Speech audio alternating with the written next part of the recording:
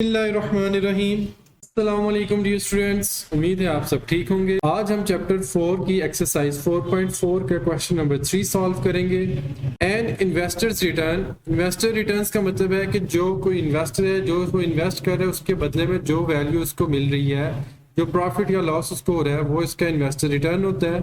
R into x in rupees after investing x thousand rupees is given by quadratic expression R into x is equal to minus x square plus 6x minus 8। ये हमारे पास expression है। Factorise the expression and find the investment level that result in zero return. Question में आप लोगों ने confuse नहीं होना है, जस्ट ये जो एक्सप्रेशन दिया हुआ है इसको सेन में रखना है। तो इसको हम पहले सॉल्व करते हैं।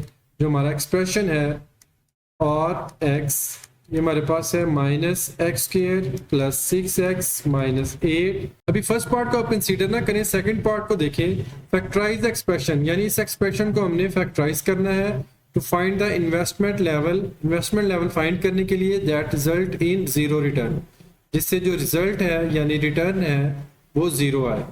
रिटर्न जीरो आना चाहिए, तो उसके लिए हम एक लाइन पुट करते हैं to find the investment level that result in zero return. आप लोगों ने कंफ्यूज नहीं होना, ये लाइन आप लोगों ने यहाँ से पिक करनी है। यहाँ पे आप लोगों ने ऐड कर देना है to find the investment level that result in zero return. इसको आप लोगों ने लिख लेना है। अगर जीरो रिटर्न होगा तो R इंटू एक्स जो है वो जीरो के इक्वल होगा।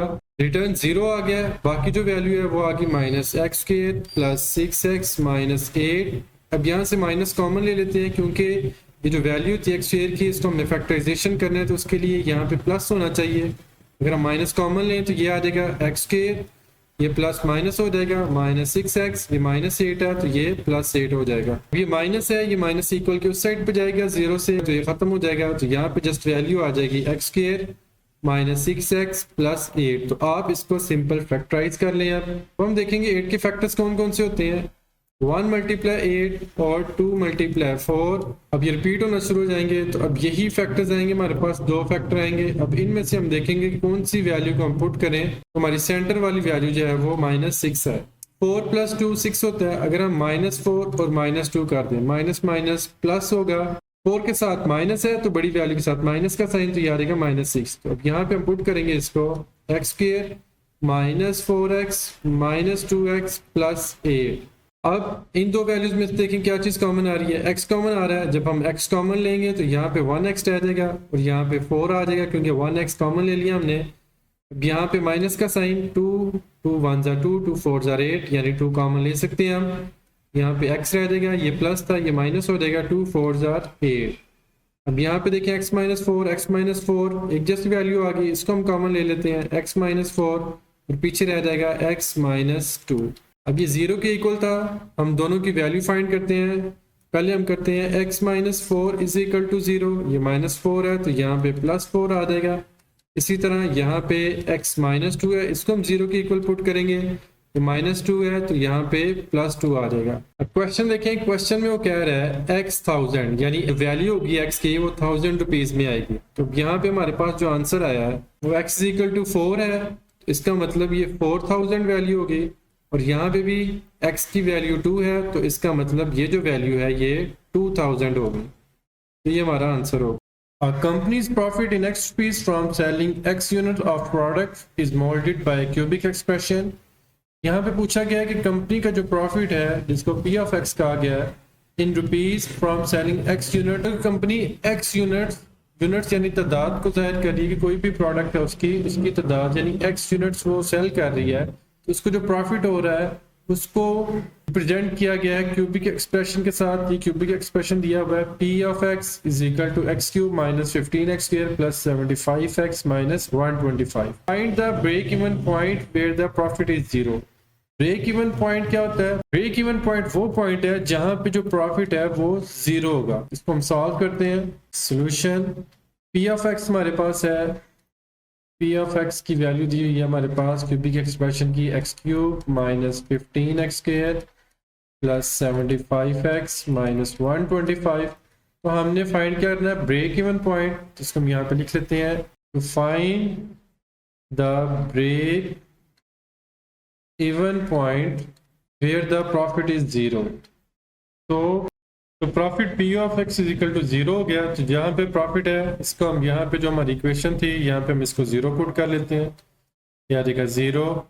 आगे हमारा जो क्यूबिक एक्सप्रेशन था वो आ जाएगा x cube minus 15x square plus 75x minus 125। यहाँ पे देखिए ये वैल्यू क्यूब की है, ये भी क्यूब किया। अगर हम देखें तो ये हमारे पास बन रहा है A cube minus B cube. ये हमारे पास फार्मूला था, इसको हमने पहले भी डिस्कस किया हुआ है। A cube minus B cube minus B A square B plus 3ab square. इसको जब हम क्लोज करते थे तो ये हमारे पास आता था a माइनस बी का होल क्यूब। यहाँ पे हम जस्ट फर्स्ट वैल्यू और लास्ट वैल्यू कंसीडर करते हैं, बाकी वैल्यू खुद ब खुद आ जाएंगी। अगर इसको हम बनाए x का क्यूब और 125, अगर इसको हम बनाए 5 का क्यूब तो ये हो जाएगा a cube minus B cube. अब ये वैल्यू a है हमारे पास, इसको हम a पुट कर लेते हैं और ये b का क्यूब है। यहाँ पे आ जाएगा माइनस 3 a की वैल्यू a स्क्वायर, यहाँ पे x का स्क्वायर और b की वैल्यू क्या है, b की वैल्यू 5 है। यहाँ पे प्लस 3 a की वैल्यू x और b की वैल्यू क्या है 5 का स्क्वायर।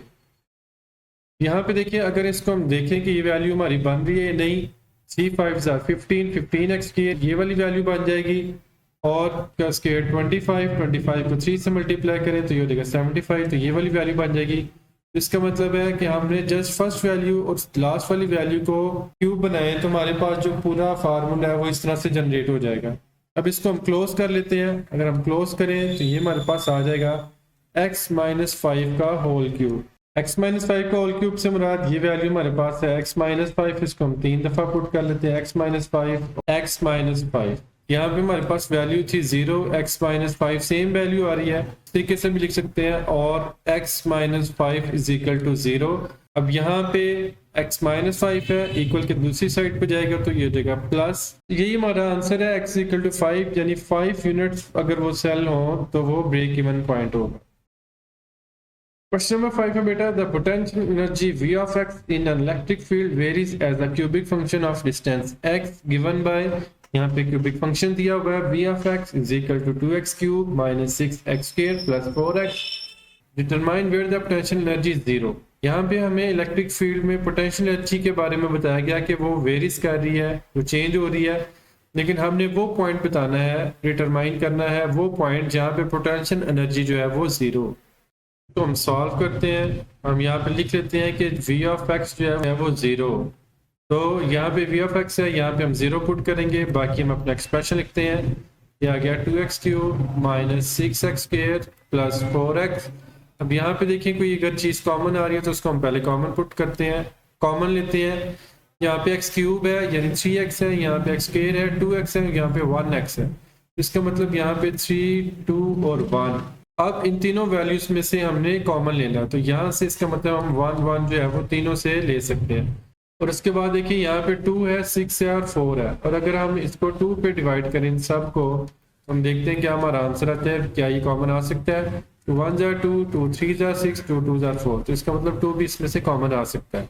अगर हम 2x कॉमन लें, यहाँ पे x क्यूब था, 1x कॉमन आ गया तो यहाँ पे x स्क्वायर रह जाएगा, माइनस 2 3 जार 6, x स्क्वायर था, 1x कॉमन आ गया तो यहाँ पे 1x रह जाएगा, प्लस 2 2 जार 4, एक ही x था 1x था, 1x कॉमन आ गया तो जैसे ही वैल्यू आ जाएगी, ये वैल्यू है 2x। इस वैल्यू की हम फैक्टराइजेशन कर लेते हैं, यहाँ पे 2 है तो 2 का पेयर क्या होगा, 2 1 जार 2, यही पेयर होगा।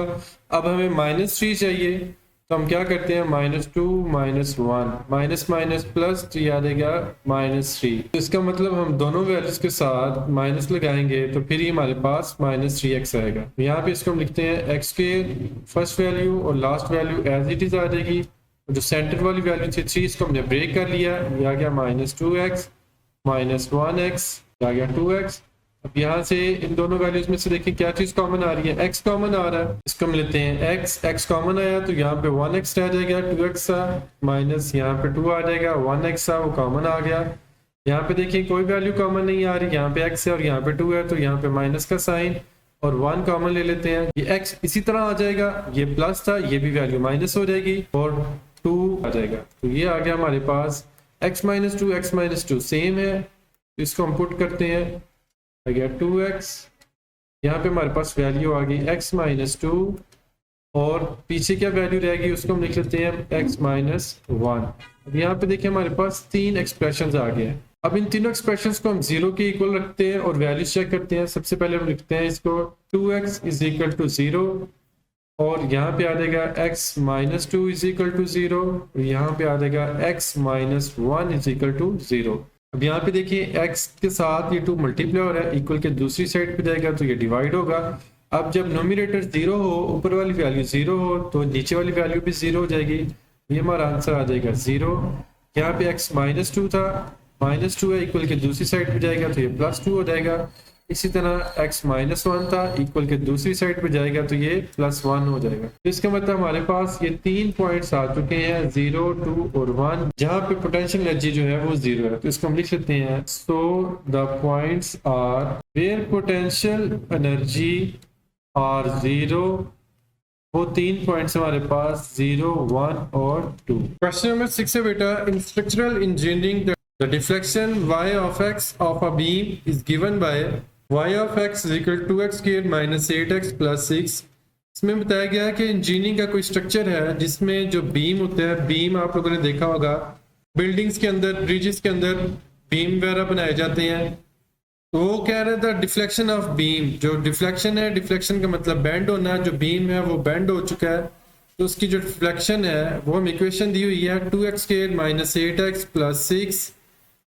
The question give the vertical deflection at any point x along the beam. Find the point of zero deflection। तो हमने वो पॉइंट फाइंड करना है जहाँ पे जो डिफ्लेक्शन है वो 0 हो। Deflection of beam y of x, इसको हम 0 के इक्वल रखते हैं क्योंकि यहाँ पे क्या गया पॉइंट ऑफ जीरो डिफ्लेक्शन, यहाँ पे फाइंड करना है जहाँ पे डिफ्लेक्शन जो है वो 0 हो। तो ये जो हमारी इक्वेशन थी yx, यहाँ पे अब हम 0 पुट करेंगे और हमारी इक्वेशन आ जाएगी 2x square minus 8x plus 6। अब यहाँ पे देखें कोई चीज अगर कॉमन है तो पहले उसको हम कॉमन फाइंड करते हैं। ये 2, 8 और 6 2 कॉमन आ रहा है तो 2 अगर हम कॉमन लें तो ये आ जाएगा 2 1 ज़ा 2 x स्क्वायर आ जाएगा हमारे पास। यहाँ पे 2 4 ज़ा 8 तो 8 की जगह पे 4 आ जाएगा x प्लस 2 3 ज़ा 6। तो ये हमारी इक्वेशन आ गई। अब यहाँ पे देखें 2 मल्टीप्लाई हो रहा है, जब वहां पे जाएगा तो ये डिवाइड हो जाएगा, यानी ये हो जाएगा 0/2।